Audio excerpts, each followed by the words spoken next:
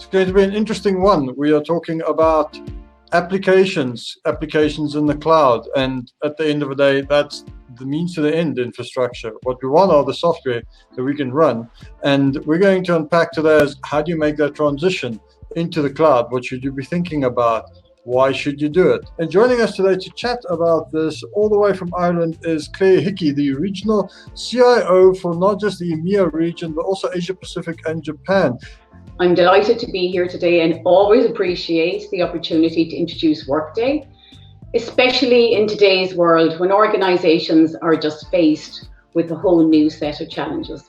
Now, talking about challenges, the CIO and their teams have never been in the spotlight more than they have been in the past year at the center of change enabled through technology. So let's focus on what's changed for IT leaders and explore how Workday can help those transformation leaders thrive in a world where the definition of success has moved from digital transformation to digital acceleration. However, here is the harsh truth. Most organizations actually struggle to keep up with the rate of change. In fact, 63% of CEOs say that their processes and execution are just too slow. And this strategic problem that we see companies facing is called the growing acceleration gap.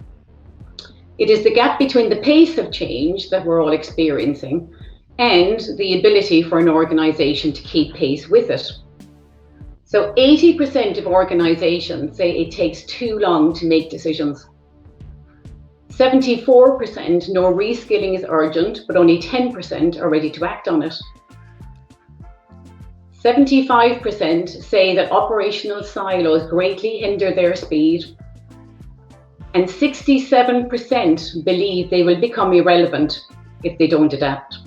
So it's not enough to innovate with technology. Today, IT teams must rise to the challenge of innovating faster than ever before. And they feel the pressure to implement new technologies and business processes and capabilities in days, not weeks. Yet, IT continues to be challenged with basic operational concerns and management overheads of existing systems and overcoming technical debt. So we call the gap between the digital need and IT capacity the digital acceleration gap. And the challenge of overcoming the gap is real for many organizations. Now, I understand this may be a new visual, but I can imagine you relate to actually what it's really showing here. And as pressure grows, like market volatility and data volumes and digital acceleration, the gap will only get worse. Because we hear from so many executives that the skills, the budget and resources just aren't keeping up with the same pace. In fact, many say their companies can spend up to 80% of resources just to run in a steady state. So closing this gap requires breaking free from the ERP model of the past that was born for a different era. Now that legacy model is backward looking with fragmented data and calcified processes. For the world we live in today, it has really become a failed promise, and while porting outdated software to the cloud may reduce cost, it won't close the gap. The good news is that technology and architecture best practices exist to close the acceleration gap. So the pandemic prioritized cloud first for many IT leaders. However, IT leaders and their IT teams need to look past just the label of cloud solutions and embrace what we are designating as true cloud. So what is true cloud? I'm sure you're asking yourselves.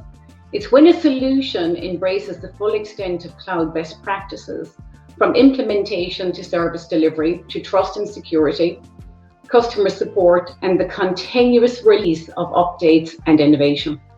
So having the right architecture in place can mean the difference between being able to rapidly respond to changing business processes in real time, or being stuck on tangled technical debt, or facing lengthy development projects for every change.